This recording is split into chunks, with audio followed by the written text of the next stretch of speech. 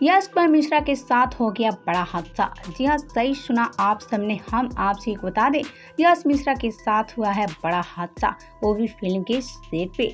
हम आपसे एक बता दें कि स्टंट करने के दौरान वहां यश कुमार मिश्रा के साथ हो गया है बड़ा हादसा, जिसमें उनको काफी ज्यादा चोट भी आई है।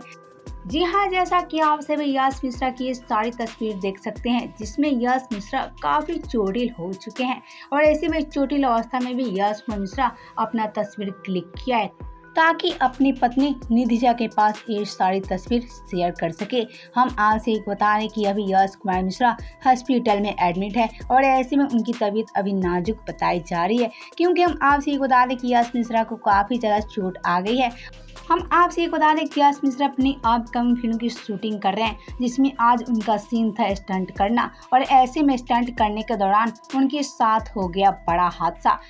तो यश कुमार मिश्रा की ये सारी तस्वीर आप सब काफी अच्छे से देख सकते हैं, जिसमें यश कुमार मिश्रा स्टंट करते नजर आ रहे हैं और ऐसे में ये सारे स्टंट करते दौरान उनके साथ हो गया बड़ा हादसा और ऐसे में आज यश कुमार मिश्रा हॉस्पिटल में एडमिट है। लेकिन हम आपसे ये बता दें कि उनकी तबीयत थोड़ी ठीक बताई जा रही है और ऐसे में वो जल्द ठीक हो जाएंगे और फिर से अपनी शूट पे वापस आ जाएंगे।